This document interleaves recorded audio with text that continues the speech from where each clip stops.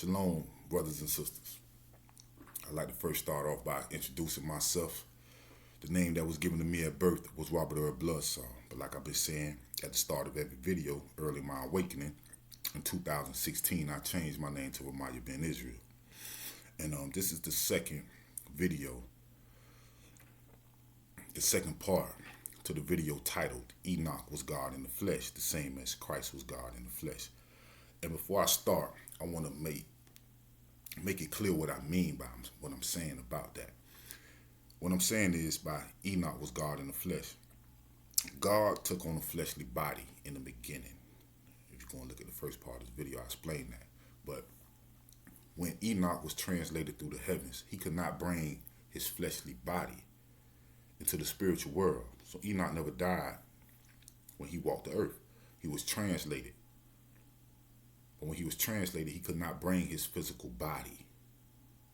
The spirit that was in him, once it came out of Enoch, it was revealed that he was God. And that same spirit came back and incarnated in Mary and was born Christ. That's why when Christ died, he gave up the ghost, the same spirit that incarnated in Mary. That was God. But that was the same spirit that separated from the body of Enoch in the ancient world, in the beginning. And I just want to read this real quick in Acts chapter 2, verse 31 through 33. As Peter is speaking, he says this as he's referring to David, what David wrote in the Psalms. He says, basically David, seeing this before, spoke of the resurrection of Christ, that his soul was not left in hell, neither his flesh did see corruption. This Jesus has God raised up, whereof we are all witnesses. Therefore, being by the right hand of God exalted, and having received of the Father the promise of the Holy Ghost, he has shed forth this, what you now see and hear. He said he shed it. What you now see and hear. What you now see and hear from me is my own fleshly body. So that's what he's saying. He's saying Jesus shed his fleshly body, and the spirit that was revealed when he gave up the ghost was God. Same thing with Enoch. That's what that's what I want to make clear, is that the body, flesh and blood, cannot enter the kingdom of heaven. And when Enoch walked with God, Enoch could not take his fleshly body into the spiritual realm. But as I go further on to this lesson, you will understand what I'm saying. And in the end of the first video, I did make a mistake that I want to clear up before I continue. Is that when I was making the point that Christ spoke about the flood when he walked the earth, I said Luke chapter 7, verse 27, when I should have said Luke 17, verse 27, when Christ says this, they did eat and drink, they married wives, they were given in marriage until the day Noah entered the ark, and the flood came and destroyed them all. So Christ was actually confirming that the flood actually took place, and that Noah, his wife, his 3 sons, and their wives entered into the ark. So that's what it was referring to. And so now I'm going to be picking up on at section 7, and it's titled Enoch Stays for a While with the Watchers. Now, in section 7, Enoch goes into more detail about what he sees when the holy watchers from heavens, which is the spiritual realm, they call him to come up. Now, as he ascends and is translated from flesh to spirit, he describes the spiritual realm and where the spirits go while waiting the great judgment. So the vision that came to him in his sleep, this is it actually happening in real time. And the section of Enoch Stays for a While with the Watchers it starts off with 17.1, where it says, and they took me to a place where they were like burning fire, and when they wished, they made themselves look like men. So this place was like burning fire is what is this the spiritual realm. But it said when they wished, they made themselves look like men, meaning material. So that is like a crossroads Well, leaving this material world, you have to drop the body. And coming from the spiritual world into this material world, you have to take on a body. So that's what he was saying.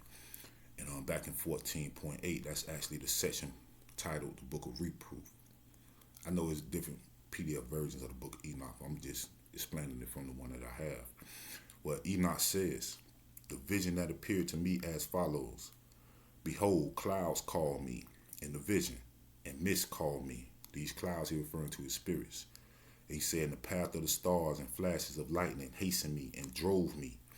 And in the vision winds caused me to fly and hastened me and lifted me up into the sky. And I proceeded until I came near a wall which was made of hailstones. And a tongue of fire surrounded it, and it began to make me afraid. This is the point to where the material could not enter into the spiritual realm. So he's seeing that. And that's why he's saying the flesh is sensing that, so it goes to trembling as it knows it can't go no further. And so in 17.2 it says, he says, they led me to a place of storm and to a mountain, the tip of whose summit reached to heaven. And I saw lighted places and thunder in the outermost ends. In its depths a bow of fire and arrows and their quivers, and a sword of fire and all the flashes of lightning. Now these lighted places are heavenly mansions of light, other worlds. That's what he was referring to when Christ spoke, in my Father's house there's many mansions. In the Third Testament he goes into more detail. He calls those mansions worlds. So he's seeing these other worlds, these lighted places. These are heavenly places. And but in the depths he sees a bow of fire. So going up he sees the light, but down he sees this bow of fire. And this bow of fire is where those spirits that once they died, the ones who came down from the mountain and transgressed the commandment of the Lord and who was promiscuous with women, this where their spirits were detained. And that's why it says in the book of Jude, in the King James version of the Bible, it says, raging waves of the sea, foaming out their shame, wandering stars. When they talk about the stars, it's talking about the spirit. Our spirit is actually light. And to whom is reserved the blackness of darkness forever. So that's where they will be reserved until they are judged. And so that's what that was referring to. Now in 17.4 it says, Enoch says, he says, they took me to the water of life, as it is called, and to the fire of the west, which receives every setting of the sun. And I came to a river of fire, whose fire flows like water, and pours out into the great sea, which is towards the west. And I saw the great rivers, and I reached the great darkness and went where all flesh walks. So he says he went to a place where all flesh walks. Now, in the book of Reproof, that's section 6, in 14:19, Enoch says, and from underneath the high throne there flowed out rivers of fire, so that it was impossible to look at. And he who was great in glory sat upon it, and his raiment was brighter than the sun and whiter than any snow. Enoch sees this high throne when they take him to this mountain, and he said it reached to the summit of heaven. He sits on this high throne, but it's spoken in a metaphorically way. And so underneath the high throne is where this great river of fire flows out, and it is referred to as the water of life. So this is what our spirits is actually made of. That's why it says he makes his servants ministers, his spirits flame and fire. That's what he's talking about. And this is what his throne is, because he is Lord of spirits. So he is describing the spiritual world, his kingdom, as it is written. And in 2 Corinthians 5:10, for we must all appear before the judgment seat of Christ, that everyone may receive the things done in his body according to that which he has done, whether it be good or bad. That's why Enoch says, he said he went where all flesh walks. And in 2 Corinthians, the Apostle Paul, he makes mention of that. He said we all must appear before this judgment seat of Christ. So all flesh must walk this walk. So you can receive the things that you done, whether they were good or bad, with the body that he gave your spirit. And so that's what that's referring to. Now, in 17.8, Enoch says, and I saw the mouths of all the rivers of the earth, and the mouth of the deep. And I saw the storehouses of all the winds, and I saw how with them he has adorned all creation. And I saw the foundations of the earth, and I saw the cornerstone of the earth, and I saw the four winds which support the earth and the sky. And I saw how with the winds they stretched out the height of heaven, and how they positioned themselves between heaven and earth. They are the pillars of heaven. Okay. Now, where he says he sees all the rivers of the earth and the mouth of the deep and all these storehouses, right? Now, these storehouses of wind he's referring to in two aspects. He's referring to two aspects, man. When he used this word wind, it means two different things. It means wind, as we know wind to be in this world. But he also referring to it as being spirits. These storehouses that he's referring to are spirits that are in these other habitations, like he said, these other worlds, other mansions, these lighted places. So that's what he was talking about. And the word storehouse itself, it means a building used for storing goods. And with them, he has adorned. Now, this word adorn, he says he has adorned all creation, right, with these winds. Now, this word adorn means to lend beauty to. So like I was saying, these storehouses are other worlds. As he's being translated through the heavens, he's seeing these other worlds that's stored with these winds. But this wind is a metaphor for spirits. And he says he has or adorned them in his creation, meaning he gave them bodies. He gave them bodies. Because the word adorn means to lend beauty to. But notice what it says, to lend. Meaning your body is temporary. That's why in 1 Peter 1:24, it says, for all flesh is as grass, and as in all the glory of man as the flower of grass. The grass wither, and the flower thereof falleth away. Okay. So he say for all flesh is as grass. It's temporary. So like this body that I have now, he lent it to me. And when I die, I shed this, and I'll be judged by what I did with it. And so he goes on to say he sees the foundations of the earth and the cornerstone of the earth. Now the word foundation, it means the lowest load-bearing part of a building, typically below ground level. In Job 38:4, it says, where was you when I laid the foundations of the earth? Declare if you have understanding.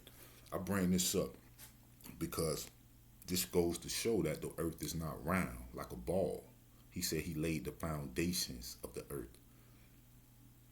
And he put a firmament on top of it and placed lights inside the firmament. But they never show you that when they show you the earth. I wonder why. But anyway, moving right along. In Psalms 104.1, verse 1, it says, bless the Lord, O my soul. O Lord my God, you are very great. You are clothed with honor and majesty, who covered yourself with light as with a garment, who stretched out the heavens like a curtain, who laid the beams of his chambers in the waters, who made the clouds his chariot, who walk up on the wings of the wind, who make his angels spirits, his ministers a flaming fire, who laid the foundations of the earth, that it should not be removed forever. Going back to what is written right here in Enoch, where he says he saw the cornerstone of the earth. Yeah. And then where it says he saw how the wind stretched out the height of heaven and how they positioned themselves between heaven and earth. They are pillars of heaven. So when he's talking about these angels, these spirits, ministers of flame of fire, what he's talking about between the earth and the heavens, it's different levels to this. And according to the amount of light in their spirits, they position themselves to what level you are, whatever level you are at with your in your journey spiritually. And so it's different levels to this. And according to the amount of light that you have in your spirit determines what level you go after you leave this body, this material world. That's why I say they position themselves, and they are the pillars of heaven. The pillars of heaven he's talking about, these are heavenly beings, but they are light. But we all are, who are descendants of man. Our spirits originated in the spiritual realm before we ever took on these bodies. So we all are. The angels that he's referring to, they're no different from you or me. In the Third Testament, he goes into that deep. He explains that we call them angels, right? But they're spirits. Some, they've been on the journey a little longer, and they have a lot of light inside of their spirits due to all the knowledge they have accumulated on their pilgrimage. So that's what it's referring to. And also, Enoch says he saw the cornerstone of the earth. Now, the word cornerstone means a stone forming a part of a corner or angle in a wall. Enoch said he was brought to a wall that had the tongue of fire surrounding it. Now, I got it right here where it says in 14.9, Enoch says, and I proceeded until I came near a wall, which was made of hailstones, and a tongue of fire surrounded it. And also he saw 4 winds, which support the earth and the sky.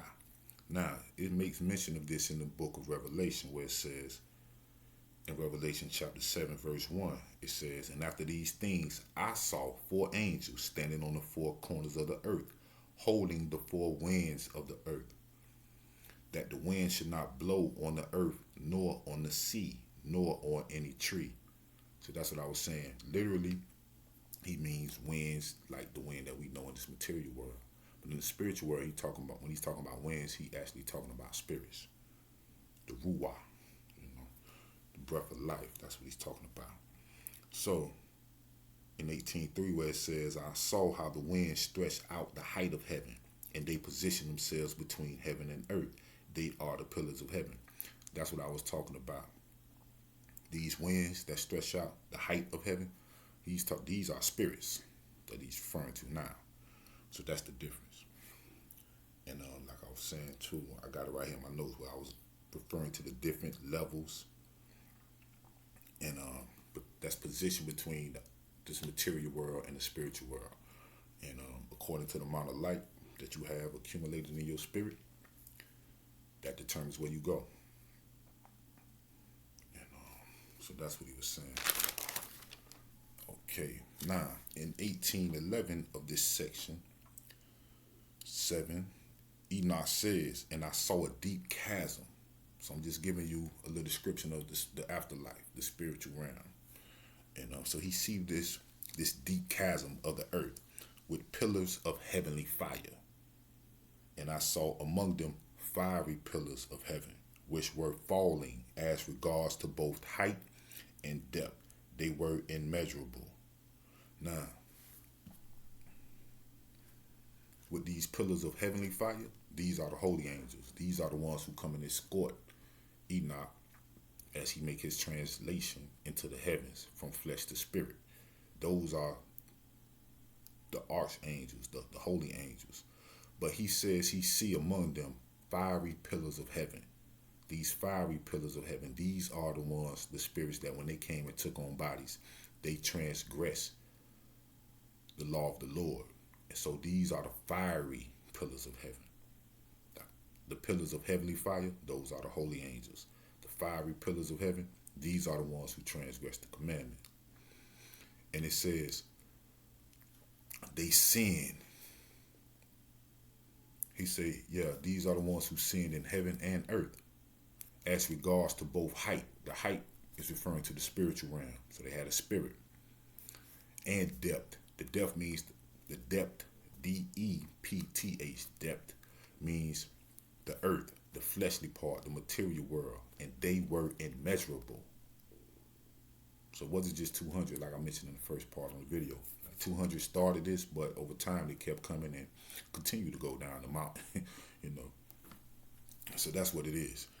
So this word chasm, though, that he's referring to, this deep chasm that he sees of the earth, the word chasm means a deep cleft, or marked division, a separation or a difference. So like I was saying, the spirits are separated. Some spirits got detained because of their transgressions. Some spirits was able to move on and go into these other heavenly mansions that's positioned between this material world and the spiritual world. And in that spiritual world, there's other material worlds that's created as well. He goes into it in the Third Testament. Now, this chasm that he's referring to, if you go back into the Gospel of Luke, chapter 16, verse 25, Christ refers to this parable where he's talking in a parable, and he refers to Abraham, and he says this: but Abraham said, as he's talking to the rich man, right? He said, son, remember that you in your lifetime received your good things, and likewise Lazarus evil things, but now he is comforted, and you are tormented. And besides all this, between us and you, there is a great gulf fixed, so that they which would pass from here to you cannot, neither can they pass to us that will come from there. So Christ is actually saying the same thing that Enoch said in the book of Enoch way back. So who declared it from the beginning? Enoch did, from ancient times. And but Christ actually make a reference to this using this parable, saying that it's a great gulf between the spirits. Once you go where all flesh walks and you are judged, and then you are positioned where you have to go according to the judgment. Now, these pillars of heavenly fire are the holy angels. And like I said, the ones that are the fiery pillars of heaven, these are the ones who transgress the commandments. Now, it makes mention of a war that was fought in the book of Revelation, chapter 12, verse 7, where it says, and there was war in heaven. But heaven is not a place like this earth. It is spiritual. There was a spiritual battle. So it says, Michael and his angels fought against the dragon, and the dragon fought and his angels, and prevailed not, neither was their place found any more in heaven. And the great dragon was cast out, that old serpent called the devil and Satan, which deceived the whole world. He was cast out into the earth, and his angels were cast out with him. Okay. And it says, therefore rejoice, you heavens, and you that dwell in them. Woe to the inhabitants of the earth and of the sea, for the devil is come down unto you, having great wrath, because he know that he has but a short time. So it says this old serpent was cast out. It's talking about spiritually. But yes, they actually had fleshly bodies as well, and I explained that. That's why it says according to their height and depth they fell. They height, they're talking about in the spiritual realm. And in depth they fell once they spirits was incarnated in a body. So this is how this all worked. Before this material world level was brought into existence, the spiritual world was created first. But the spiritual world is dealing with consciousness, thought. And so the spirits had the ability to formulate thoughts. And with their thoughts, they already had sinned before they actually had the body. That's what this is referring to. Now, in the book of Enoch, 18:12, Enoch says, I saw a place, and it had neither the sky above it, nor the foundation of the earth below it. There was no water on it, no birds, but it was a desert place. So this is spiritual. He's giving you a spirit. He's explaining the spiritual world. Once you leave this material world, that's what he's talking about. And this place that he sees, He said, neither no sky above it, no foundation of the earth. So this is spiritual.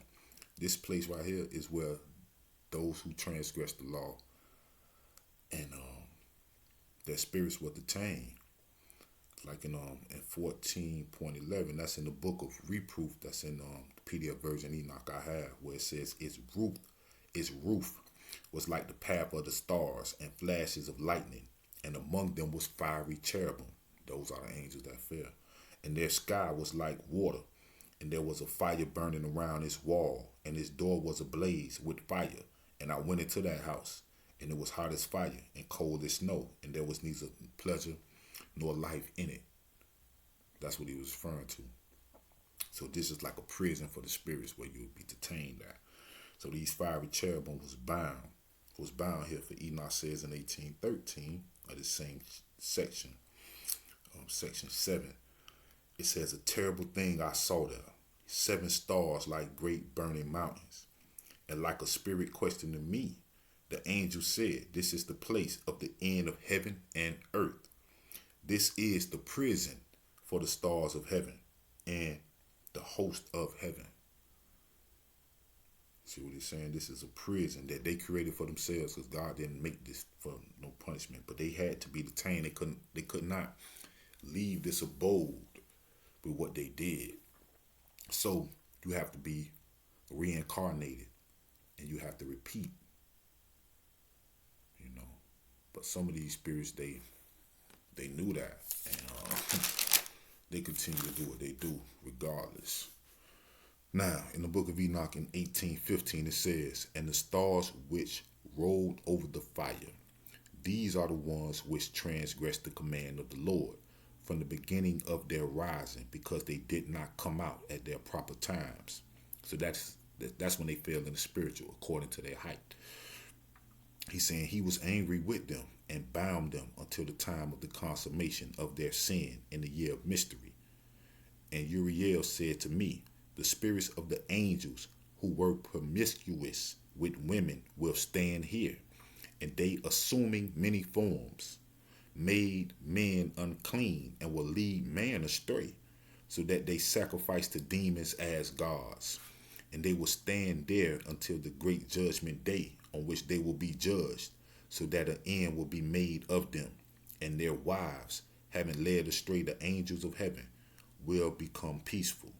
And I, Enoch, alone saw the sight, the ends of everything, and no man has seen what I have seen. Now, he says, the spirits of the angels who were promiscuous with women, letting you know they had a fleshly body, because a spirit cannot be promiscuous with no woman. Not physically. And she has and bear a child. No. So that's what I was referring to. They actually had fleshly bodies. And right here at the end of this, where it says, and I, Enoch, alone saw the sight, the ends of everything. No man has seen what I have seen. Now, Enoch is a man. But he say, no man has seen what I've seen. Let you know this is spiritual. He's giving you the spiritual aspect of it, as he's explaining the spiritual world. Now, when I go into section 8, he's gonna give you a material interpretation of what he's seeing as well, because Enoch was the fleshly part, and his spirit was God. So he's giving you the point of view from the material world and a point of view of the spiritual world simultaneously in his book, which is an autobiography written by God. Now, in 18:15 and 16, we see their fall in heaven for disobeying the command of the Lord and not coming out when he wanted them to come out. Now, this is in spirit. Now, in 19.1, it's told to Enoch that the spirits of the angels who were promiscuous with women will stand here, indicating again that they had fleshly bodies. And he continues to say, they assuming many forms. Now, the word form means the visible shape or configuration of something. So, This word form, a visible shape or configuration of something. Right? Now, this word configuration, by definition, it means an arrangement of elements in a particular form, figure, or combination. Atoms and cells, meaning a body.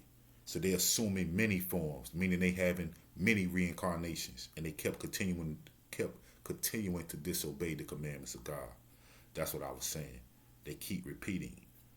That's why they know so much about this habitation, this abode, this mansion that we living in called Earth.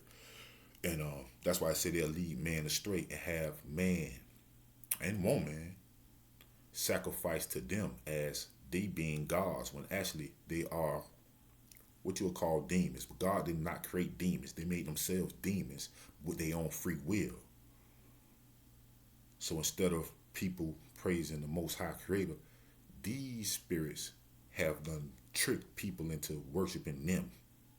And that's what goes on now in the earth. To this day, it still goes on. That's witchcraft. That's what he's talking about.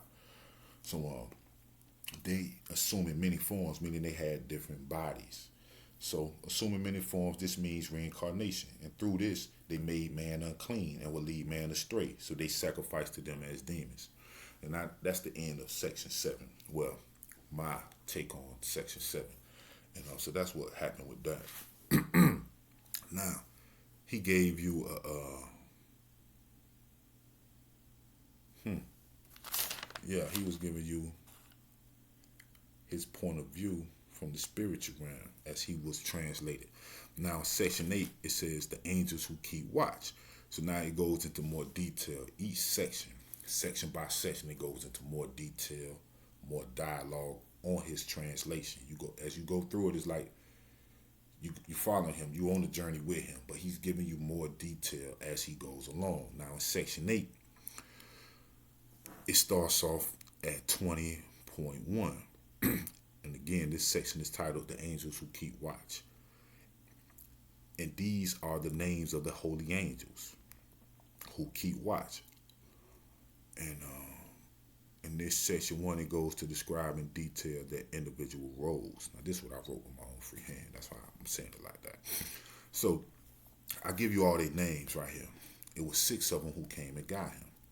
You have Uriel, you have Raguel, you have Michael, you have Sarachael, and you have Gabriel, and you have Raphael. That's 6. Plus him makes 7. So there you go with the 6 and the 1. Like I've been saying in my testimony video with certain numbers that kept what he told me in the parable in my vision. I met him on May 7, 2021. So that was the 5 and the 7. But he told me his age. He said he was 61. And I keep seeing, since that day, as I go through my studies, I keep seeing these numbers repeated. And he was basically letting me know I'm on the right trail, that these things are true. Excuse me. So that's another reference to the 6 and the 1. It was 6 of these holy angels that came to escort Enoch from this material world into the heavens. And so it's 6 of them, and him is a total of 7. Enoch himself, he was born 7th from Adam, and he had 5 children. With a 5 and a 7 again. So Enoch giving more insight to what actually happened during his translation in this section, and the dialogue between him and the holy watchers, who is escorting him from the material world unto the spiritual world. And he asked them questions concerning the ones who fell as he passes by the place they created for themselves, where they are bound. And he finds out they're actually bound for 10,000 ages, until 10,000 ages are completed. Now, so in this same section, 21.7, Enoch says, from there he went to another place more terrible than this, and he saw a terrible thing. There was a great fire there, which burnt and blazed, and the place had a cleft reaching into the abyss. Like I said, he's giving you more detail about this chasm that I just mentioned in the previous section. Now he said it's full of great pillars of fire, which were made to fall. Neither its extent nor its size could I see, nor could I see its source. So he said I couldn't even see its source. The source was created by transgression. So he's saying this place had a cleft reaching into the abyss full of great pillars of fire. So he was talking about their spirits. Like I said, the spirit is actually like, he refers to it as fire. You see, he make his ministers, his spirits, flame and fire. So that's what he's talking about. Now, I got right here to go and read Isaiah chapter 5, verse 14 to give more context to what I'm saying right here. So Isaiah 5:14, it reads, therefore hell has enlarged herself and opened her mouth without measure, and their glory and their multitude and their pomp, and he that rejoice shall descend into it. That's what he's saying. And their glory, talking about their spirits. So I got another one to refer to this place, this great cleft that's reaching into the abyss, that has been taught to people saying it's hell, but God did not create it. They created it. In the beginning it said God created heaven and earth. So in chapter 28, verse, let me see. 28 verse 15 in the book of Isaiah, it says, because you have said, we have made a covenant with death, and with hell are we at agreement. When the overflowing scourge shall pass through it, it shall not come to us. For we have made lies our refuge, and under falsehood have we hid ourselves. Therefore thus says the Lord God, behold, I lay in Zion for a foundation, a stone, a tried stone, a precious cornerstone, a sure foundation. He that believes shall not make haste. So see what it says? They made a covenant with death. They did that with their own free will. But see, God said he laid a stone in Zion, a sure stone. And that's the law. So they transgressed the law and they made the covenant with death with their own free will. See how that works? It ain't nobody doing this to you. We do this with our own lusts, with our carnal mind. We do these things ourselves. So that's what that is. So since they made this covenant with death, shall owe, they were our agreement with. And so they made lies their refuge, and under falsehood have they hid themselves, right? Now in the book of Enoch 21:8, Enoch says this, then I said, how terrible this place is and how painful to look at. So we're gonna move on past that. Now in the book of Enoch 22:1, he says, from there he went to another place, and he showed me in the west a large and high mountain, and a hard rock, and 4 beautiful places. And then Raphael, one of the holy angels who was with him, answered me and said to me, these beautiful places are there so that the spirits, the souls of the dead, might be gathered into them. For them they were created, so that here they might gather the souls of the sons of man. So that great abyss, that big cleft, that's where the ones who went, that's where the spirits who transgressed the commandment, this tried stone who went against that, this is where their spirits went. But the ones who are righteous, they went to these beautiful places. So that's what it's saying. He's showing you what goes on in the afterlife, in the spiritual realm, after this material world. And the angel Raphael tells Enoch these beautiful places are for the spirits after they separate from their fleshly bodies. That's what he's talking about. But there's other material worlds as well he talks about in the Third Testament. Now, in 22:5 of the same section, Enoch says, and I saw the spirits of the sons of man who were dead, and their voices reached heaven and complained. Then I asked Raphael, the angel who was with me, and said to him, who is this spirit whose voice thus reaches heaven and complain? And he answered me and said to me, saying, this spirit is the one that came out of Abel, whom Cain his brother killed, and he will complain about him until his offspring are destroyed from the face of the earth, and from amongst the offspring of man his offspring perish. So now that proves exactly what I was just saying. The spirit came out of Abel, but Abel had that spirit that came out of Abel existed before Abel even had the body. So when he was killed by his brother Cain, his spirit separated from his body, and he went and was judged, and he was found to be righteous. That's why he was in one of these beautiful places. But he was still, complaining about what happened to him. But so that's what that is. So that proves it right there. And so the angel answered Enoch and says, the spirit is the one that came out of Abel, proving that in order for a human being to exist, spirit and flesh must be merged together. And that death of the body, the flesh, the spirit is separated from it. It is judged, and it is sent to dwell where it deserves according to the judgment given. And now the spirit of Abel existed before he ever had the body that was killed by his half-brother, Cain.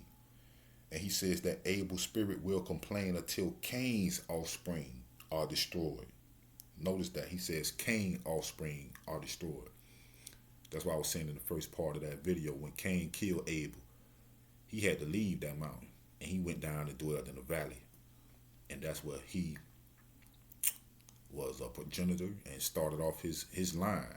But Seth stayed on top of the holy mountain, which is Zion, and his descendants, over time, they came down from the mountain and mixed with Cain's descendants.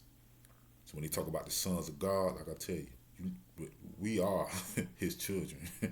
So that's what that is. And they came down that mountain. They had fleshly bodies, though. And that's how the giants came into existence. So that's what that is. And so notice how Cain and his offspring, they're not mentioned in Genesis chapter 5, where it says, this is the book of the generations of Adam, in the day that God created man. In the likeness of God, he made him. So you never see Cain's name mentioned in that. Never see that. So Enoch sees these places where the spirits of sinners go, as well as the place where the spirits of the righteous dwell until the great day. In 22:11 of the same section, it says, and here the souls will be separated for this great torment until the great day of judgment and punishment, and torment for those who curse forever, and of vengeance on their souls. And there he will bind them forever. Truly he is from the beginning of the world. So who bound them? Who bound them? Who gave them their sentence? Enoch wrote out the petition in the flesh. He fell asleep, and he seen in spirit the vision that he would give them their sentence. So he bound them, because Enoch did not go and console anybody. He didn't need no holy counsel. So who bound them? Enoch did. And it says that the one who bound them, truly he is from the beginning of the world. That's Enoch. So look, in the book of John, the Gospel of John, it says this: in the beginning was the Word, and the Word was with God, and the Word was God. The same was in the beginning with God. All things were made by him, and without him was not anything made that was made. In him, notice, in him was life, talking about spirit, and the life was the light of man. I told you the spirit is light. And the light shined in darkness, and the darkness comprehended not. That could be taken two different ways. By God coming and incarnating and marrying and being born man, that's the light that's coming into the world to save the world.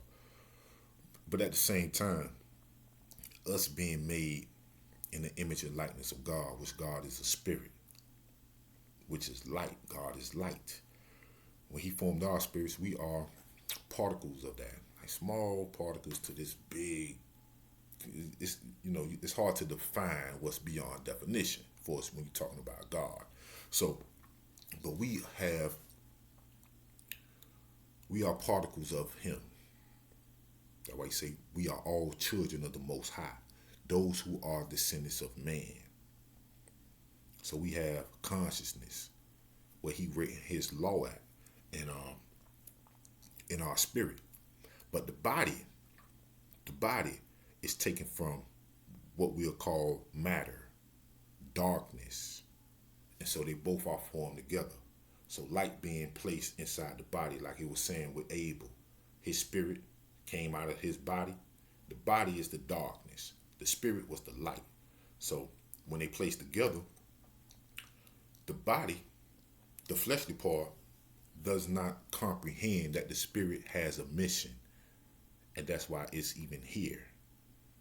The spirit knows that it has a mission, and that it's supposed to be guided by its conscience. But your body does not understand that.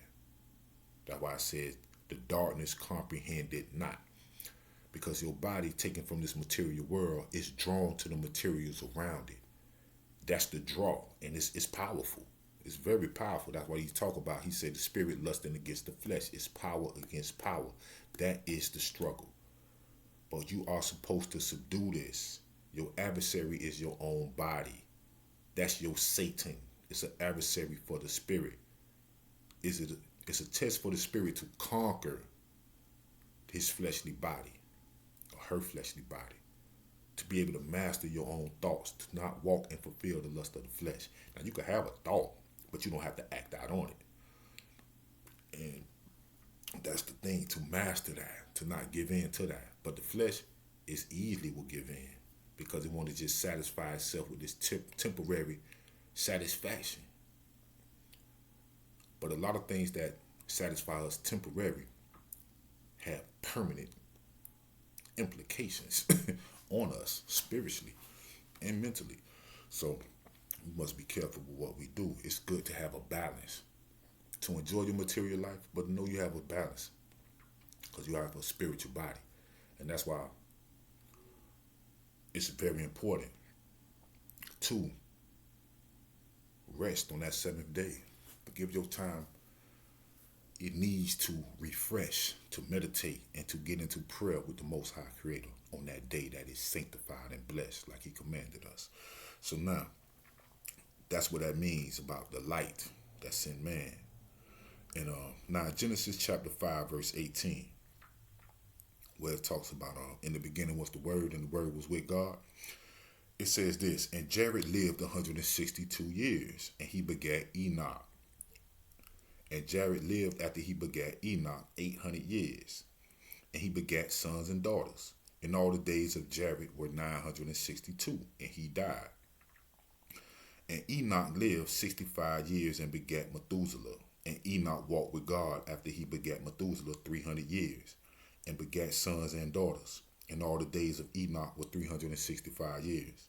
And Enoch walked with God. So who was in the beginning with God? Enoch. And he was not, for God took him. I explained that in the first part of the video about what that actually means. Now, in the book of Enoch 14.25, that's the section of the book of reproof. Enoch says, the Lord called him with his own mouth and said to him, come here, Enoch, to my holy word. So that's why I'm saying when Enoch walked with God, Enoch tell you that the Lord called him with his own mouth and said to him, come here, Enoch, to my holy word. But as I go further along, I'm going to really explain that and break it down. So now, in Ephesians chapter 4, verse 10, it says, he that descended is the same also that ascended up far above all heavens, that he might fill all things. So he said the same one who descended is the same also that ascended up far above all heavens. So the one who ascended up is the same one who descended. And he's talking about after the resurrection, the spirit that came out of Christ, when it says he gave up the ghost, he went and preached to the spirits that were bound. He descended to them. But he is actually the same one who ascended up above all heavens. So who is that? That was Enoch. He ascended up above all heavens and went to the heaven of heavens because he was the Most High God in the flesh at that time. But in order to fill all things, Enoch never died. So in order to fill all things, when God comes back,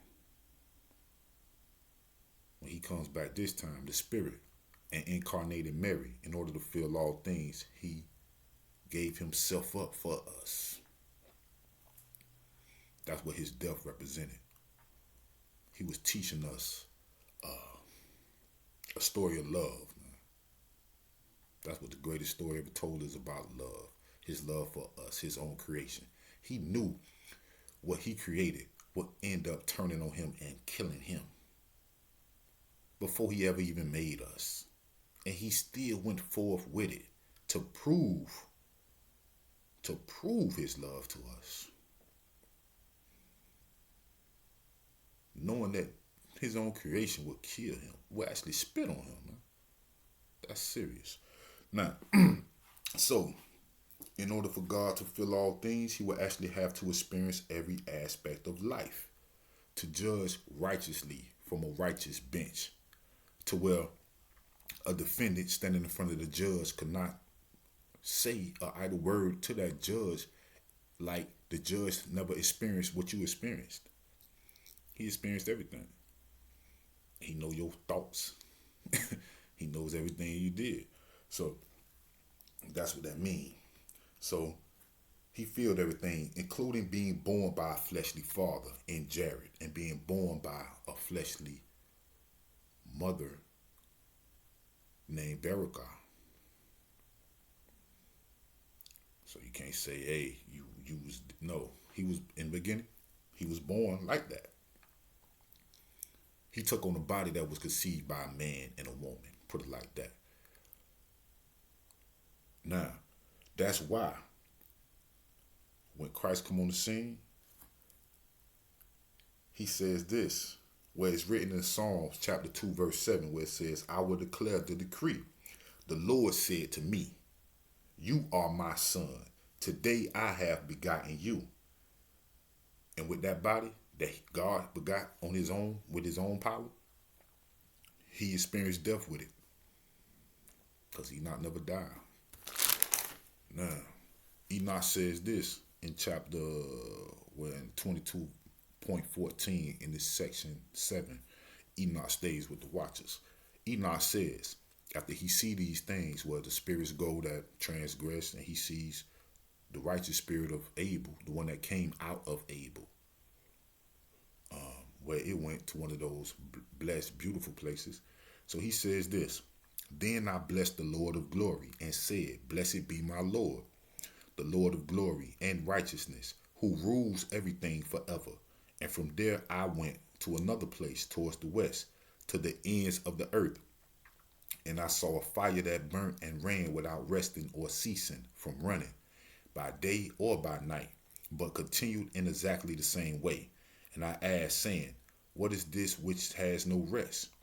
Then Raguel, one of the holy angels who was with me, he answered me and said to me, this burning fire, whose course you saw towards the west, is the fire of all the lights of heaven. So this is the fire that burns. It is the water of life. It is the source of the spirits. And that's right up under his throne. So all the spirits come from him. He created everything. That's what it's talking about.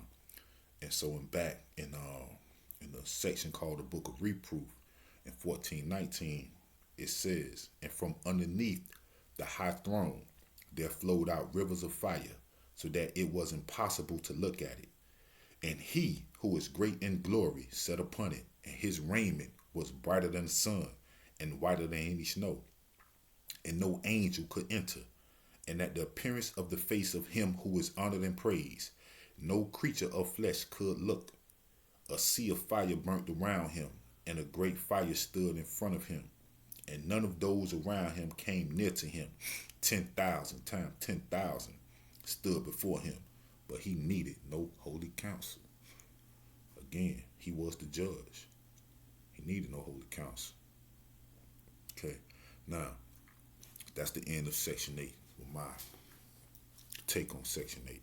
So now in section 9, it's titled The Fragrant Trees. So now he's going to give you a material point of view of what he's seeing as Enoch.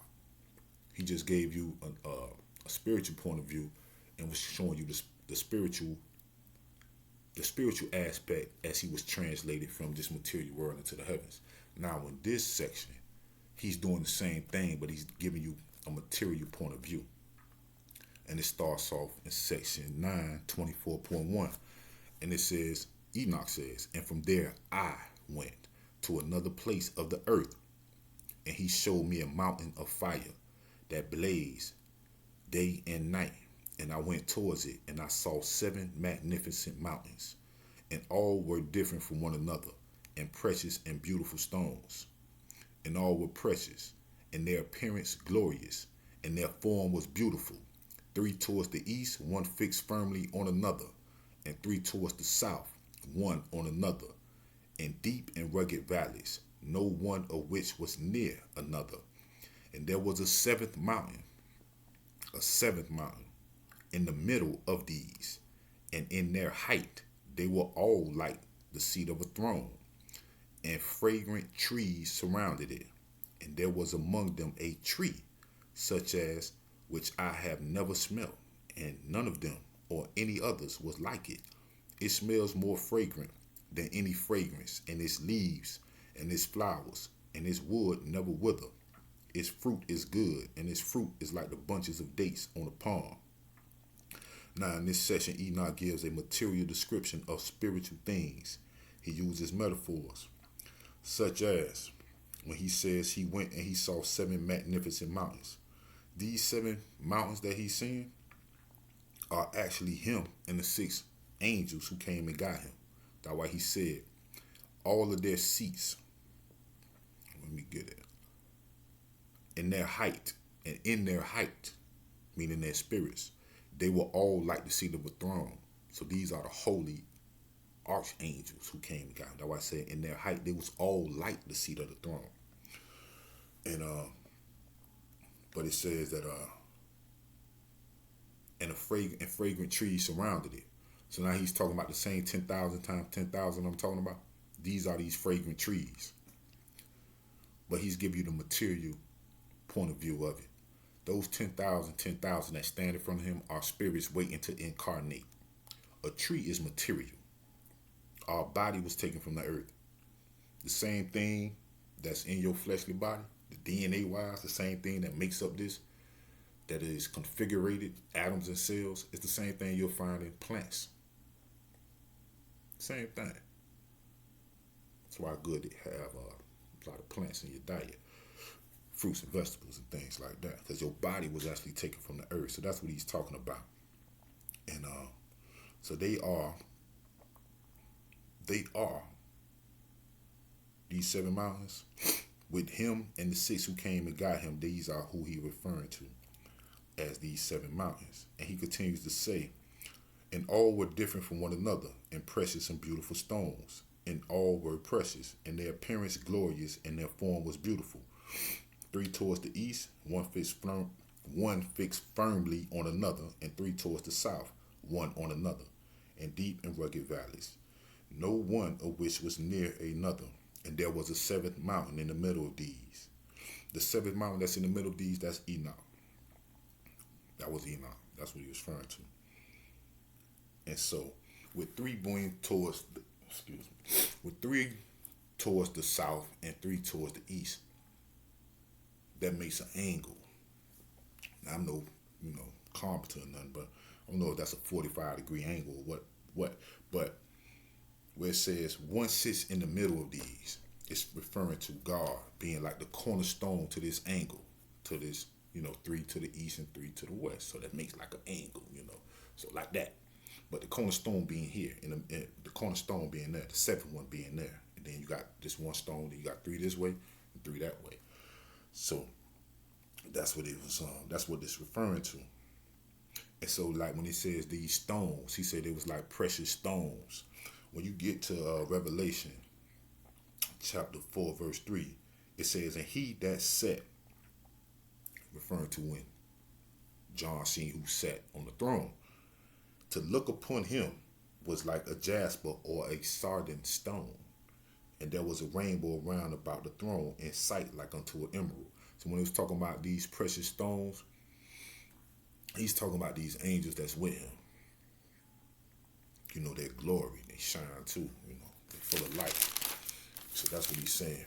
And back in section 7, Enoch says, and I went towards the south, and it was burning day and night, where there were 7 mountains of precious stones, 3 towards the east and 3 towards the south. And those towards the east was of a colored stone, and one was of a pearl, and one of a healing stone, and those towards the south of red stone. And the middle one reached to heaven, like the throne of the Lord, of stibium, and the top of the throne was of sapphire. Same thing that's referring to in Revelation. Now that's in Revelation, and this is the book of Enoch. So showing you the correlation between the book of Enoch, which is the first book actually ever written, because Enoch was the first one to ever learn writing. And it's revealed now that I'm telling you that Enoch is God. So God wrote his own book. That's why I say, who has declared this from ancient times, from the beginning? Have I, the Lord? Have not I, the Lord? That's what he was telling you. Who wrote that down? I did. Enoch. He let you know. So in 24 verse 24.3, it says, and there was a 7th mountain in the middle of these, and in their height they were all like the seat of a throne, and fragrant trees surrounded it. And in section 6, that is the book of reproof in this PDF version I have, 14.18, Enoch says, he said, and I looked, and I saw in it a high throne, and its appearance was like ice, and its surrounds like the shining sun, and the sound of cherubims. So, like I was saying, when he talk about these 3 mountains to the east and these are cherubim, these are the angels, the holy angels that came and got him. It's just written like that, where he using a metaphor to describe them, but that's who they are. And like in Luke chapter 6, verse 40, well, Christ says this, the disciple is not above his master, but everyone that is perfect should be as his master. So when it was saying that all of their heights, it says that their height, in their height they were all like the seat of a throne. See what I'm saying? In their height, talking about in their spirits, they were all like the seat of a throne. That's why they were so close to him, you know. So they could be perfect as the master, but no one is above the master. That's a fact. And so these fragrant trees that surrounded it, these are the 10,000 times 10,000. And like in 14.21, Enoch says, and no angel could enter, and at the appearance of the face of him who is honored and praised, no creature of flesh could look. A sea of fire burnt around him, and a great fire stood in front of him, and none of those around him came near to him. 10,000 times 10,000 stood before him, but he needed no holy counsel. And the holy ones who were near to him did not leave by night or day, and did not depart from him. So these are the ones who came and escorted him. He got 4 that's right around him, and then I guess, you know, the other 2, they're close by. But that's what it's referring to. Now, in the book of Enoch 24.4, it says, and there was among them a tree, such as which I have never smelt, and none of them or any others was like it. It smells more fragrant than any fragrance, and its leaves and its flower and its wood never wither. Its fruit is good, and its fruit is like the bunches of a date on a palm. And then I said, behold, this beautiful tree, beautiful to look at, and pleasant are its leaves, and its fruit very delightful in appearance. And then Michael, one of the holy and honored angels, who was with me and was in charge of them. So Michael is in charge of this beautiful tree. But this tree, like I said, is a metaphor for man. I don't know if I just said it, I'm saying it now. This beautiful fragrant tree, that he's talking about is man. That's why he said it was a tree among them. Enoch. That's what he was talking about. But he was talking about it as man, his creation that he made in his image and likeness to be in the material world, to experience all the things that God has created. And so Michael is in charge of them. And he answered me, this me being Enoch. He says, Enoch, why do you ask about the fragrance of this tree? And why do you acquire to learn? Then Enoch answered him, saying, I wish to learn about everything, but especially about this tree. And he answered me, saying, this high mountain, which you saw, whose summit is like the throne of the Lord, is the throne where the holy and great one, the Lord of glory, the eternal King, will sit when he comes down to visit the earth for good. Now, this beautiful tree that Enoch is talking about is man and woman, humanity.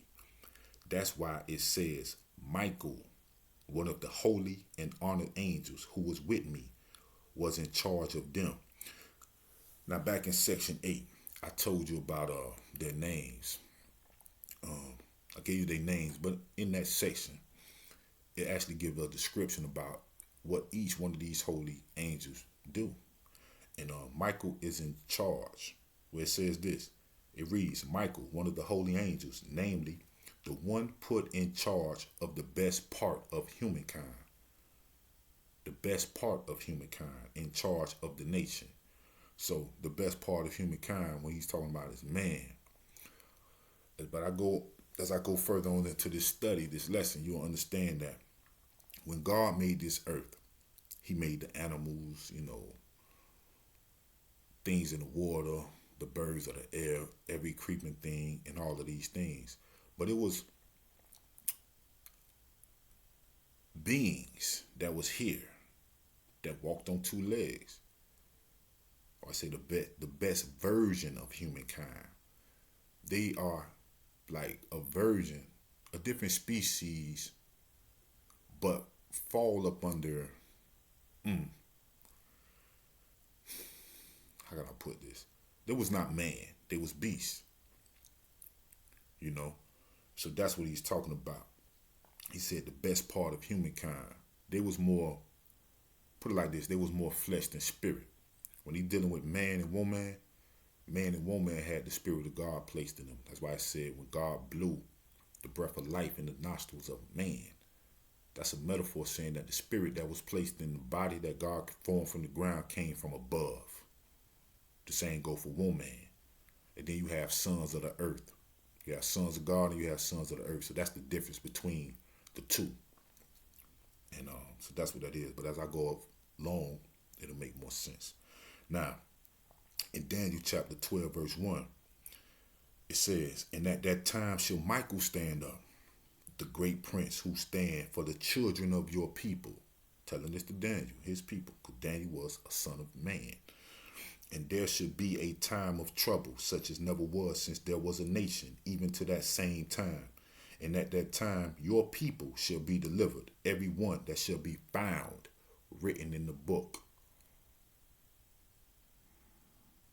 Now, in the book of Enoch 25.3, Michael tells Enoch about this high mountain, saying the high mountain, this high mountain, which you saw, whose summit is like the throne of the Lord, is the throne where the holy and great one, the Lord of glory, the eternal King, will sit when he comes down to visit the earth for good. I told you God is a spirit.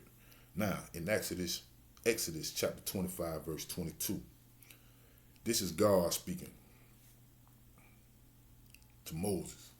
He tell Moses this, and there I will meet with you, and I will commune with you from above the mercy seat, from between the two cherubims which are upon the ark of the testimony. So when you see Old Testament, New Testament, the testimony is the 10 Commandments. It never goes away. So he says, there I will commune with you from above the mercy seat, from between the two cherubims which are upon the ark of the testimony, of all things which I will give you in commandment unto the children of Israel. So that's where, when he came down, that's where he was dwelling.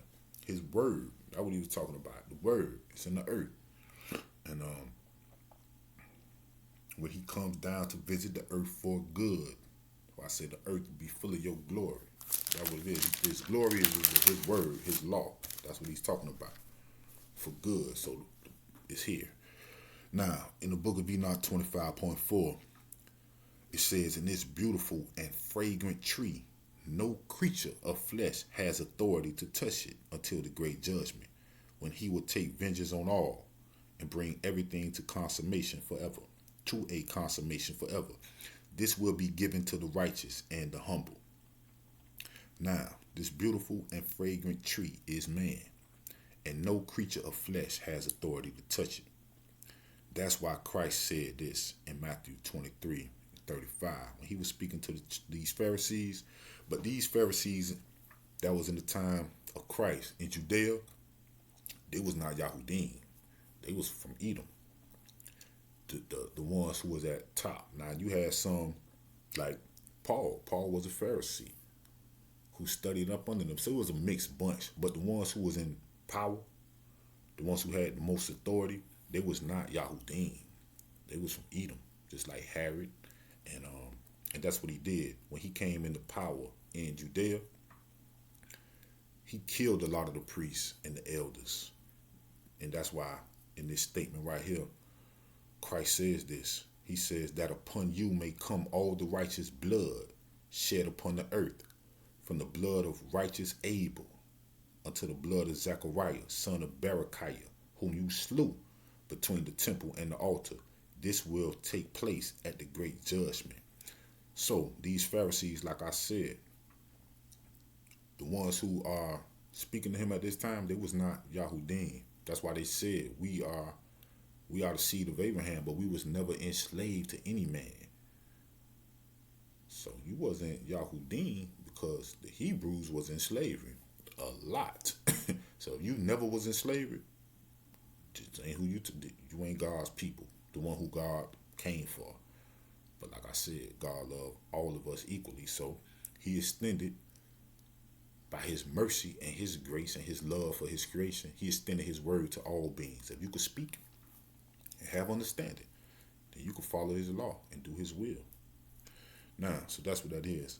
So in 25.5, it says, from its fruit, life will be given to the chosen. This is pertaining to a generation to come who will have the law written in their hearts and minds. So he said, from his fruit meaning the fruit of the womb, these children. It will come, like in the beginning of the book of Enoch, he was talking about a generation to come. And it's always been a remnant of God's people in the earth. But it's going to come to where it's going to be a great portion of them. And with the light that's in them and their spiritual gifts, they'll be able to have a real impact on the world and change this world. And from a valley of tears to a place of paradise and righteousness. So now in 25.7 it says, Enoch says, then I bless the Lord of glory, the eternal King, because he has prepared such things for the righteous man and has created such things and said that they are to be given to them. And from there I went to the middle of the earth, and I saw a blessed and well-watered place, which had branches which remained alive and sprouted from a tree that had been cut down. Now this blessed and well-watered place in the middle of the earth is Israel. And the branches which remained alive is the remnant. Yeah. But see, as he's leaving, he's seeing, Mount Zion, where the people, the children of self, they lived. And it's the same area where Israel at today. But it was cut down when they came down from that mountain. But some which remained alive. And so even in Romans 11:5, Paul makes mention where he says, even so at this present time also there is a remnant according to the election of grace. And in Romans 11:16, he says this, for if the first fruit be holy, the lump is also holy. And if the root be holy, so are the branches. And if some of the branches be broken off, and you being, he's saying, you being a wild olive tree, were grafted in among them, and with them, partakers of the root and the fatness of the olive tree. So, this wild olive tree, these are the sons of the earth. These are Gentiles. That's what he's talking about. That was grafted in among them. This among them was man and woman, the best part of humankind. These are not my words. These is God's words. So he said that man and woman was the best part of humankind. But like I said, it's different versions of the species. You have Neanderthal and you have the Cinnamon. But I'm going to get into that a little later. So they're different version of humanity. Now, in the book of Enoch 26.2, it says, and there I saw a holy mountain, and under the mountain to the east of it there was water, and it flowed towards the south. And I saw towards the east another mountain, which was of the same height, and between them there was a deep and narrow valley, and in it a stream ran by the mountain. And to the west of this one was another mountain, which was lower than it. It was another mountain that which was lower than it, and it was not high, and under it there was a valley between them. Now, I'm gonna start right here because he done mentioned 3 mountains. Now he said he saw a holy mountain, that's Mount Zion, and then he see 2 other mountains, one a little taller than the other one, right? And in there he sees water, a stream that ran by it, and also a deep and narrow valley. A deep and narrow valley. Narrow is the path that leads to eternal life. Now, but this holy mountain that he's talking about is Mount Zion, and these 2 other mountains. Well, I'm getting ahead of myself, so let me go down. Let me keep reading. So, right, the valley between them. And he says this, and there were other deep and dry valleys. Now he said a deep and dry valley at the end of the 3 mountains. And all the valleys were deep and narrow, and a hard rock, and trees was planted on them. Now he says this, and I was amazed at the rock, and I was amazed at the valley, and I was very much amazed. Then I said, what is the purpose of this blessed land, which is completely full of trees, and this accursed valley in the middle of them? Then Raphael, one of the holy angels who was with me, answered me and said to me, this accursed valley is for those who are cursed forever. Here will be gathered together all who speak with their mouths against the Lord, words that are not fitting, and say hard things about his glory.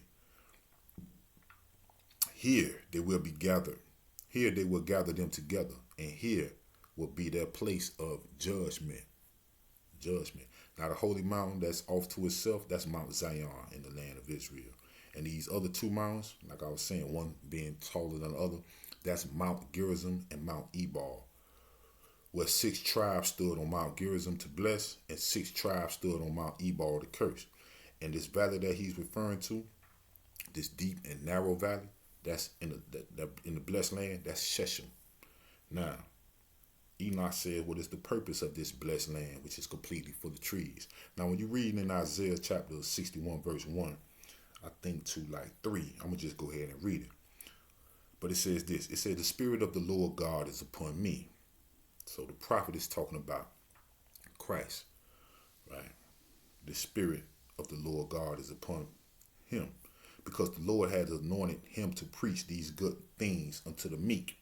He has sent him to bind up the brokenhearted, to proclaim liberty to the captives, and to open the prison to them that are bound, to proclaim the acceptable year of the Lord, and the day of vengeance of our God, to comfort all that mourn, to appoint unto them that mourn in Zion, to give unto them beauty for ashes, the oil of joy for mourning, the garment of praise for the spirit of heaviness, that they might be called trees of righteousness, the planting of the Lord, that he might be glorified. So that's the purpose of this blessed land that's full of trees. so God could be glorified in us by doing his will. And man, it's so many things in this earth that haven't even been discovered, that will not be discovered until man do right. And but now back to this. This accursed valley is Jehoshaphat, where all the nations will be gathered for the judgment. That's what it's referring to.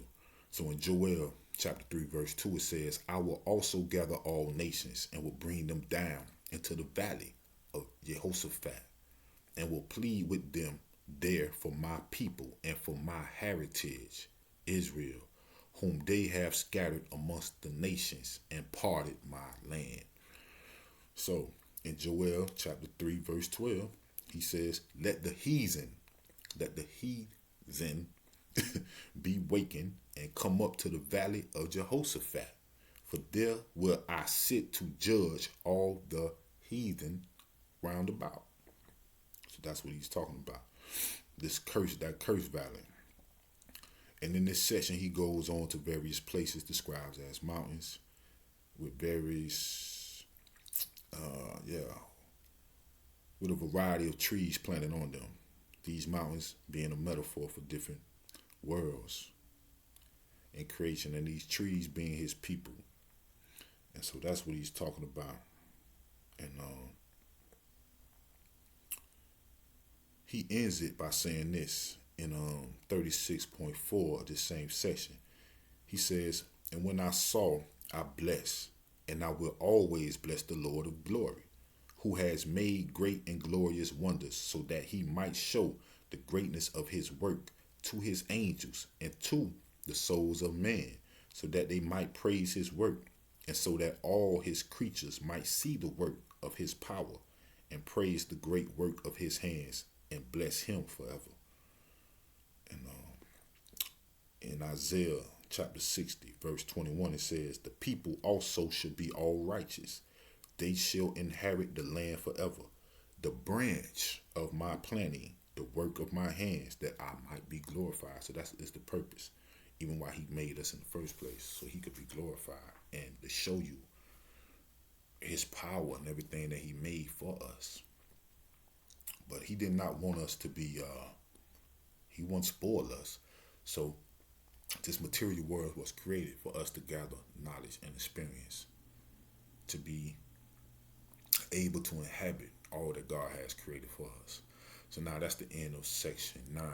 And now I'm in section 10. This is titled The Book of Methuselah. Now, Enoch gives an account of the birth of Noah and why his father Lamech believed he was not his. Enoch begins by saying in 106.1 of this section,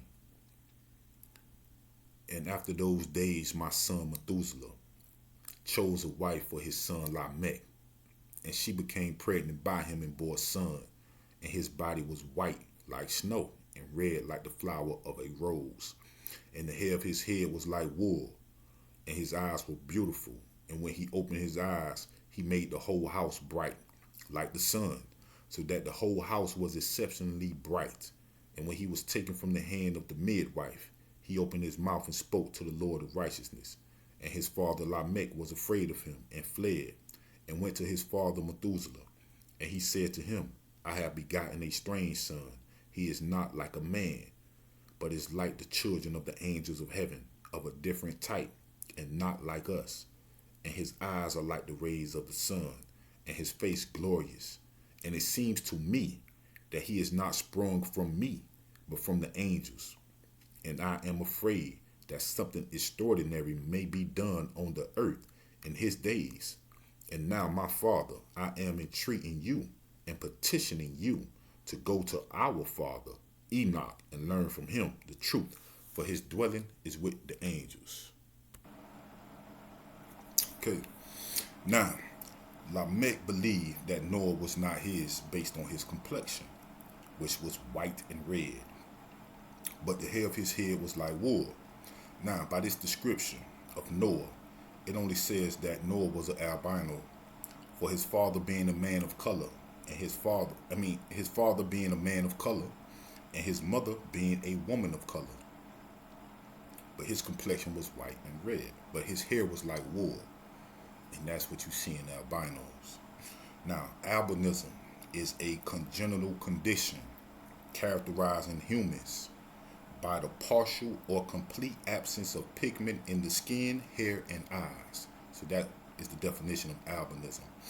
And so he had less pigment in his skin and in his eyes, but not in his hair. Well, I don't know what color his hair was, but it was like wool, so the texture remained the same.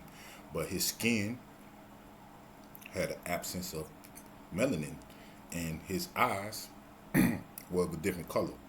So now, that's why Lamech believed that he was not his. But as I go through this, you'll understand that he was his son. Now, Enoch says, when he was taken from the midwife, he opened his mouth and spoke to the Lord of righteousness. Now, so Noah was a blessed child. And, a very great spirit was placed in Noah. And that already existed. Now, but with Noah and his complexion, God was actually giving us, in his own way, a description of what the descendants of Cain looked like. And that's why Lamech believed that Noah did not come from him because of his complexion, because the ones who came down from that mountain looked like me. But they had children with women who was of this same skin tone. Not actually white, like this shirt. I don't know nobody to color this shirt, but like a pinkish, reddish type of color. But the absence of melanin are in these people. That's why he said of a different type. That's what he was saying, of a different type. So that's what it means. Now, to let us know what they look like. Now, Lamech says, I have begotten a strange son. He is not like man. Now, man had a color. Man is melanated. Hue means color. Human, man of color. So that's what he's talking about. It's a difference between the sons of man and these daughters of men who they laid with. That's what it's referring to. This is the truth. This is his words. His words. So now Lamech asked his father Methuselah to go to their father Enoch to learn from him the truth, for his dwelling is with the angels. Now at this point Enoch is no longer on the earth, but is in spirit, and it is from him they inquire about the truth. Enoch. Now, in this section titled Methuselah, it's marked off like 106.13. So when I say that, that's actually where I'm at. I'm in the book of Methuselah. That's in the book of Enoch. Now it says, and I, Enoch, answered and said to him, the Lord will do new things on earth, and this I have already seen in a vision and made known to you. For in the generation of my father, Jared, some from the height of heaven transgressed the word of the Lord. And behold, they commit sin and transgress the law, and have been promiscuous with women, and commit sin with them, and have married some of them, and have begotten children by them. And there will be great destruction over the whole earth, and there will be a deluge, and there will be great destruction for 1 year. But this child who has been born to you will be left on the earth, and his 3 sons will be saved with him. They will beget on earth giants, not of spirit, but of flesh. And there will be great wrath on earth, and the earth will be cleansed of all corruption. And he says, and now make known to your son Lamech that the one who has been born is truly his son, and call his name Noah. For he will be a remnant for you, and he and his sons will be saved from the destruction which is coming on the earth, because of all the sin and all the iniquity which will be committed on the earth in his days. But after this, there will be yet greater iniquity than that which was committed on the earth before. For I know the mysteries of the holy ones, for the Lord showed them to me and made them known to me, and I read them in the tablets of heaven. And I saw written on them that generation upon generation will do wrong, until a generation of righteousness shall arise, and wrongdoing shall be destroyed, and sin shall depart from the earth, and everything good shall come upon it. And now, my son, go make known to your son Lamech that this child that has been born is truly his son, and this is no lie. And when Methuselah had heard the words of his father Enoch, for he showed him everything which is in secret, he showed this to him in spirit. He returned, having seen him, and called the name of that child Noah, for he will comfort the earth after the destruction. So,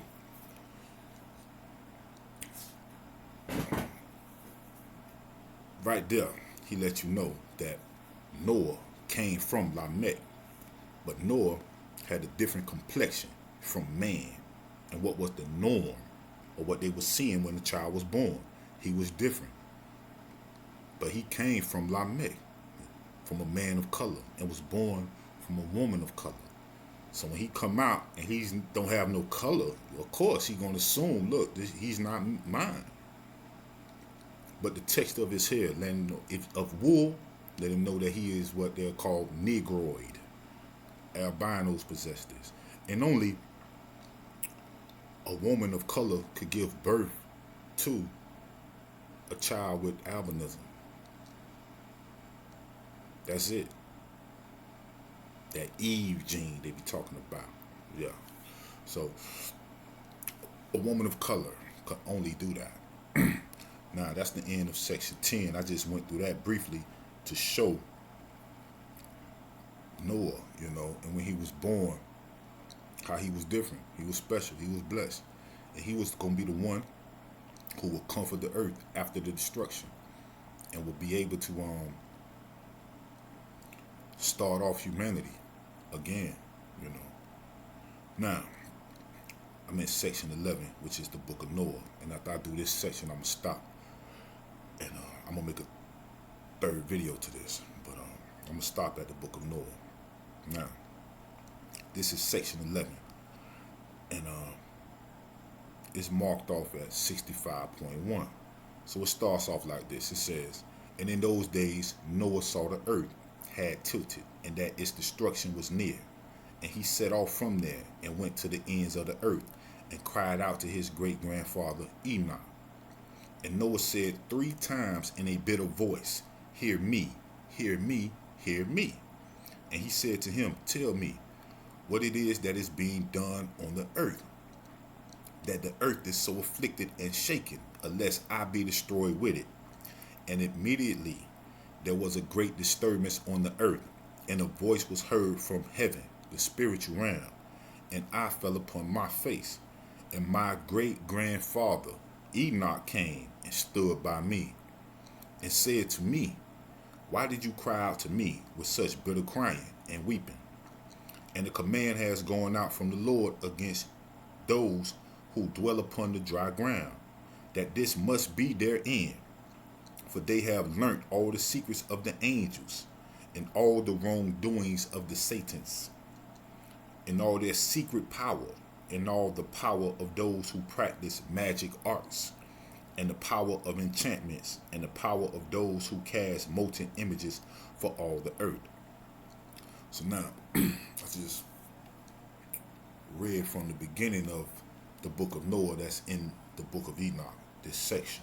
So now, Noah is, by his own intuition, he understands that something is going on in the earth. So he know who to go see. He go see his great-grandfather Enoch. But at this particular point, when Noah's on the earth, Enoch is no longer on the earth. He was translated and walked with God. So when he calling out to him, he's calling out to his great-grandfather Enoch, who is no longer on the earth. But he says, immediately there was a great disturbance on the earth, and a voice was heard from heaven. Heaven is the spiritual realm. Now he says, when he hear this voice, he falls on his face. And his great grandfather Enoch came and stood by him and spoke to him. Now, we'll go back into section 4. Because section 4, it speaks about this account. Yeah, right here. Section 4 in the book of Enoch, in this version that I have, is titled, The Most High and the Watchers Speak Out. Now, in the beginning of it, it says this, and then the Most High, the Great and Holy One, spoke and sent. I mentioned this in the first part of the video. How they got this spelling, they were just trying to translate the name, but the name is actually Asa Allah. So it says, and then the Most High, the Great and Holy One, spoke and sent Asa El-Ah to the son of Lamech, and said to him, say to him in my name, hide yourself, and reveal to him the end which is coming, because the whole earth will be destroyed. A deluge is about to come on all the earth, and all that is in it will be destroyed. And now teach him, so that he may escape, and his offspring may survive for the whole earth. So the Most High speaks, and he sends Asa El-Allah to the son of Lamech. Now, I just told you Lamech's son is Noah. Now, but Noah said, when he went to the ends of the earth, and he said 3 times in this bitter voice, hear me, calling out to his great grandfather Enoch. He says, Enoch came and stood by him and said to him, why did you cry out to me with such bitter crying and weeping? And the command has gone out from the Lord against those who dwell upon the dry ground, that this may be their end. Right?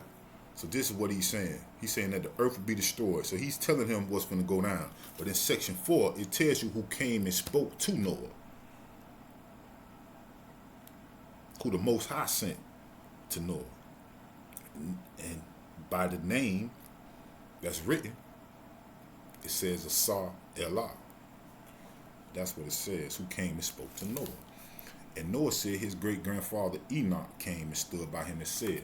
So it going back to what I was mentioning when I started this video, in Acts chapter 2, verse 33, when Peter was speaking, and he said he shedded what you now see and hear, meaning the body.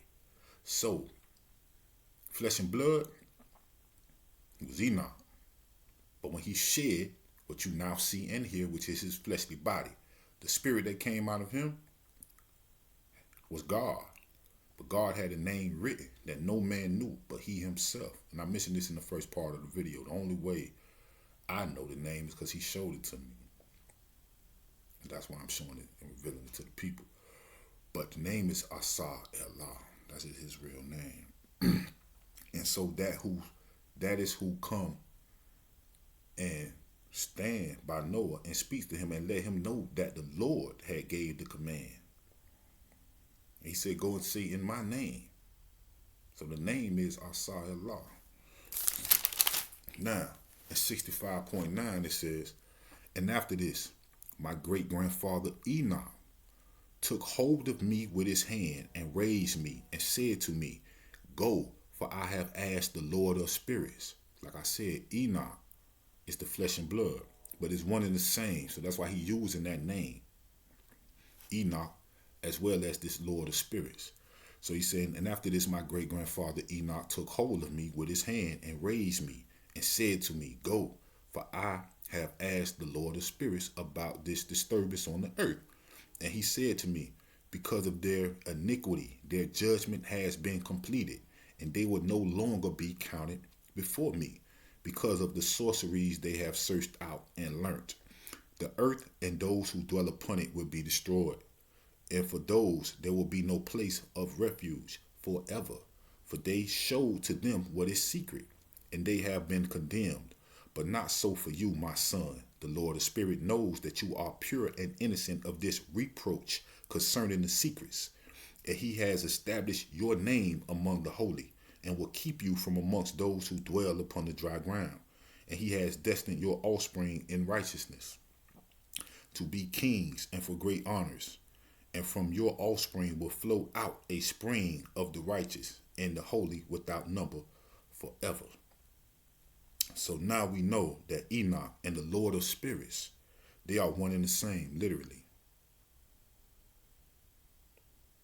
One and the same, literally. And Enoch makes mention because of their iniquity, their judgment has been completed, and they would no longer be counted before him, saying that the ones who did this, they was finna die. They was finna be destroyed by this flood, so they will not be counted before him. But in the Third Testament, he goes into this and he tells what actually happened after the flood with the spirits that came out of their bodies, where they was detained. After the flood, their spirits were detained in the spiritual valley to where it went through like a purification process. But it could not pass on to another mansion, another world, because it had to pay the restitution for the transgression it committed with the body that it previously had. But those spirits were reincarnated once man began to populate the earth again through the sons of Noah, through Shem, Ham, and Japheth. Those same spirits were incarnated in those bodies and was given the opportunity to make the restitution and redeem themselves to elevate and leave this abode. So that's what he says in the Third Testament what happened. And so he said it will not be counted before him. And because of all these sorceries that they have searched out and learned, the earth and all those who dwell upon it will be destroyed. Now, in Genesis chapter 6, verse 5, to correlate from the Bible with the book of Enoch, what is actually transpiring and happening with this situation. God saw that the wickedness of man, see what he said, of man was great in the earth, and that every imagination of the thoughts of his heart was only evil continually. And it repented the Lord that he had made man on the earth, and it grieved him at his heart. And the Lord said, I will destroy man, whom I have created from the face of the earth, both man and beast, and the creeping thing and the fowls of the air, for it repented me that I have made them. Now, I don't read the Third Testament, all 12 books, and I'm reading them.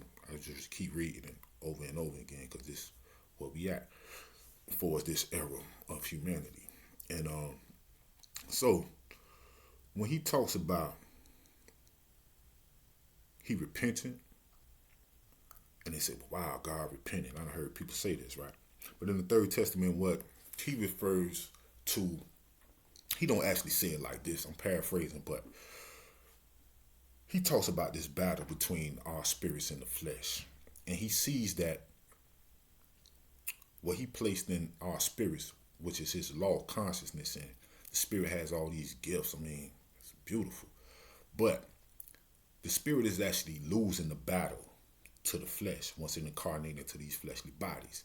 He's seeing that we go after this material world and forget about him and our spirits all together. So that's what it's talking about. It grieves him because he see us losing the battle to the flesh and not even putting up a fight.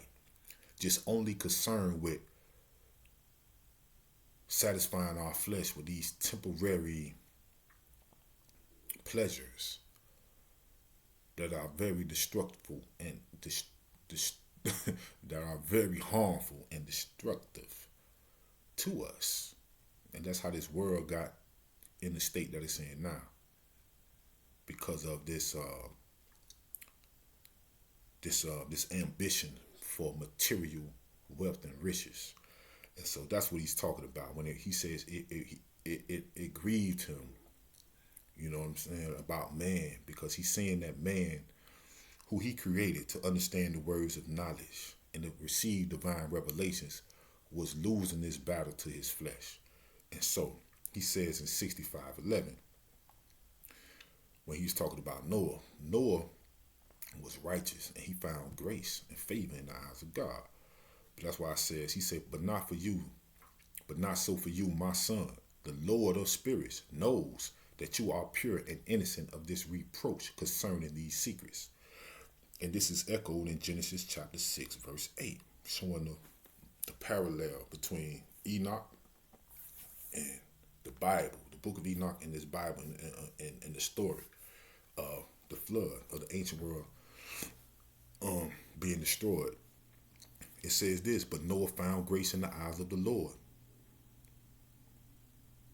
Yeah. He found grace in the eyes of the Lord.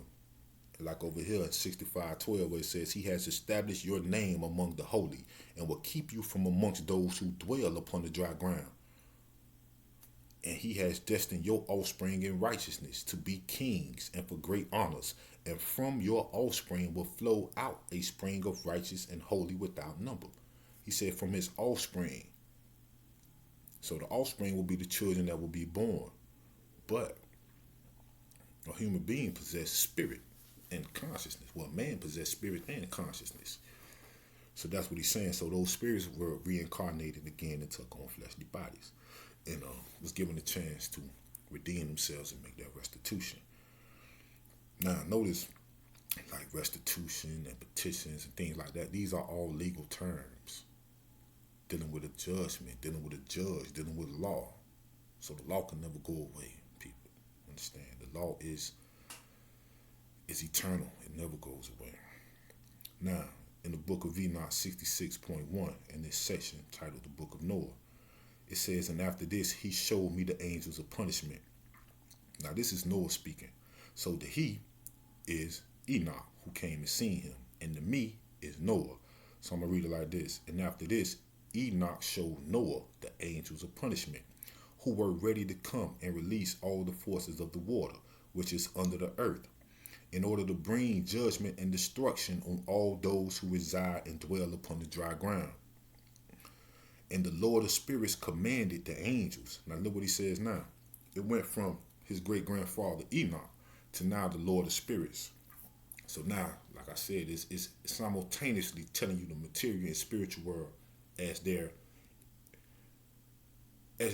side by side. But now, if you really listen carefully to what's going on, Noah gonna tell you that the spirit that's in him, in order to see this, had to separate from his material body. Just listen. So he says, and the Lord of spirits commanded the angels now.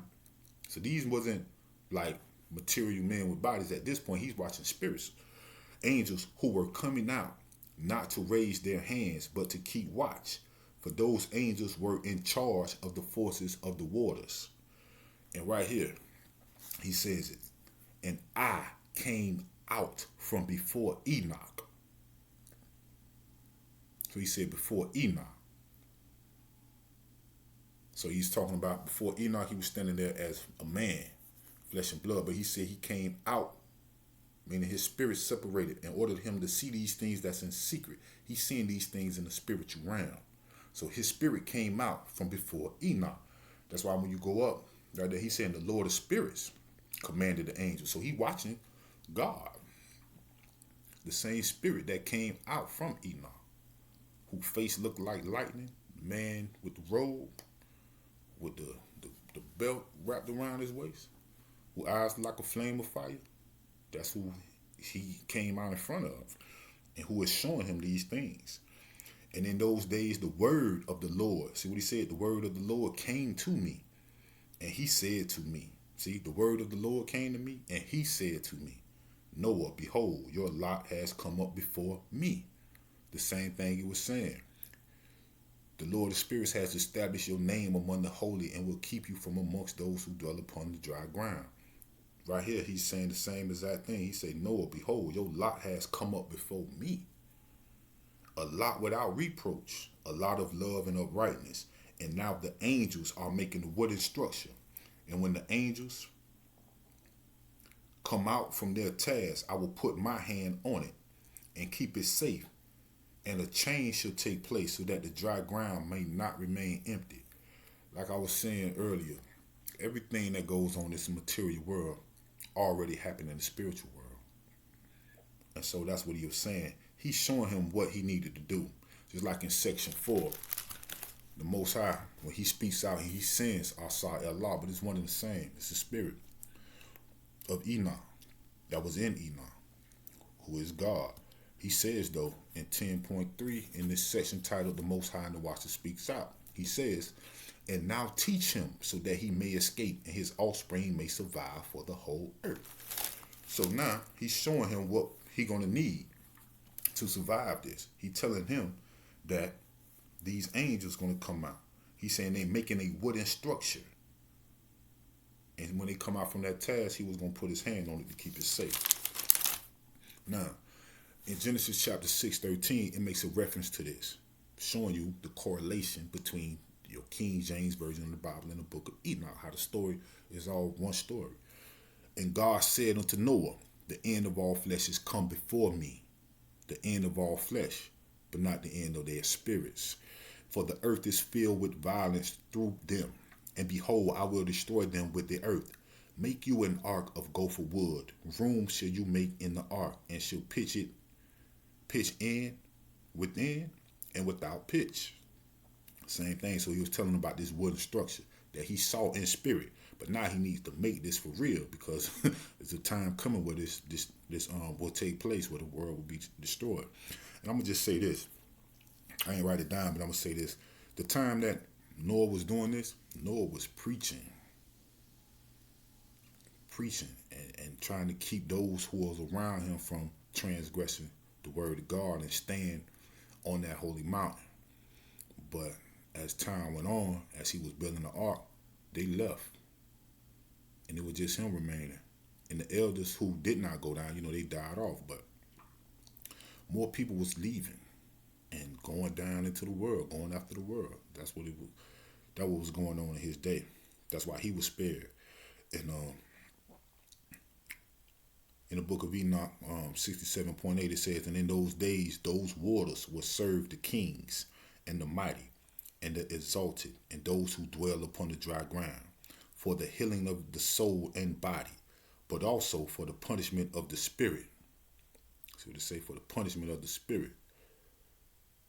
Yeah. And their spirits are so full of lust that they will be punished in their bodies. See what I'm saying? When he's talking about these angels did this, no. The angels are us. Angels of light, spirit, just particles of this big source that is this great light. But he gave us bodies. Now, certain spirits had certain knowledge, and what it was, they knew certain things, and they came down. Now, Cain's descendants was already wild, but when they came down, they went to teaching them all these other things that was showed to them in secret. They was not supposed to reveal, but since they did that, and they laid with these women and got these children, they had to be destroyed. But it's tell you that their spirits was full of lust. That's what it's talking about. They transgressed the commandment way before they even had a body. Their spirits were full of lust. Consciously, they was already, it's hard to explain, but that's what that is. Now, they see their punishment. No. And their spirits are so full of lust that they will be punished in their bodies. For they denied the Lord of spirits. And they see their punishment every day, yet they do not believe in his name. And the more their bodies are burnt, the more change will come over their spirits forever and ever. For no one can speak an idle word in front of the Lord of spirits. For judgment will come upon them. For they believe in the lust of their bodies, but deny the spirit of the Lord. See what he said? Body and spirit. Yeah, so they believed in the lust of their bodies, but they denied the spirit of the Lord. And in 68.1 it says, and after this my great-grandfather Enoch. So now I went from the word of the Lord came to him and spoke to him. Now it's back to my great-grandfather Enoch gave me the explanation of all the secrets in a book and the parables that had been given to him. And he put them together for me in the words of the book of parables. So once he completed the task and made the ark, Enoch gave him these books. So in the beginning was the word. The word was written down in books, the book of parables that Noah had, and passed that knowledge along to Shem, Ham, and Japheth. So they knew these things. They knew these things. They knew about the law. They knew about everything.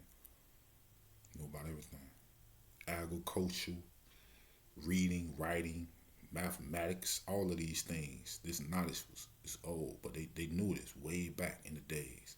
And that's the end of section 11. And section 12 is titled the Book of Parables. But I'm going to end this video here. So when I start, I'm going to just start fresh from the Book of Parables and be able to tie it all together. But that's what I mean about Enoch was God in the flesh, the same as Christ was God in the flesh. The flesh just being the man. That's why Christ said in John 17:5, he said, let me get it. He said this, John 17:5. He said, now, O Father, wow, man, my book is really falling apart. And now, O Father, glorify you, me, with your own self, with the glory which I had with you before the world was. Christ did not live in the ancient world. So what glory did he have with him before this world was? He's just talking about man, as God came in spirit, but was born man in this world and walked among us. That's what it's referring to. That's why I said the word, let me go back and get it so I don't make a mistake. But that's why John, when he starts off his gospel, he says this. And the word was made flesh. The word, the spirit. Why Noah just said, he said that then the word of the Lord came to him in spirit. Just like every prophet say that. The word of the Lord came to Isaiah. The word of the Lord came to Zephaniah or whoever, Samuel. I'm talking about spiritual. So that's what it's saying. But this spirit actually incarnated in a woman and was born man. That's why I said the word was made flesh and dwelt among us, and we beheld his glory. The glory as the only begotten of the Father, full of grace and truth. So that's what it's saying. And Enoch never died. When he was translated, he had to shed what you now see and hear. And when he shed this, his spirit was the one, the holy and great one who sits on the throne. And this holy and great one returned, and in order to fill all things, he died. He died. And I'm going to just say this real quick, and then I'm going to let it go. But in order for him to fill all things, he had to experience every aspect of life. So he was born, conceived by a man and a woman, the fleshly part of his body in the ancient world as Enoch, but the spirit that dwelt in him was God. And I explained it in the first part of the video when he said, let us make man in our image. He included himself with that. So he took on one too, an image. The image he took on was Enoch. But if you look in John chapter, I think it's 3:13. Yeah, look what it says. And no man has ascended up to heaven, but, so it's a but. Now you know one half. He that came down from heaven, even the Son of Man which is in heaven. Now listen what he said. No man has ascended up to heaven, but he. So who was the one that walked with God in the beginning? That was Enoch. But he, the he is Enoch, that came down from heaven, even the Son of Man which is in heaven. So Enoch went up. He translated, he went up. But when he went up, he had to drop the body. The spirit went into the spiritual realm. But he said, who came down is the same one who went up. Now you know right now. So that's the end of this second part of this video, titled Enoch was God in the flesh, the same as Christ was God in the flesh. And I say my name at the end of this. My name, well, the name given to me at birth was Robert Earl Blussall. But early in my awakening, in 2016, coming into the truth, I changed my name to Ramaya Ben Israel. And I just want to share what the Lord has shared with me to the people.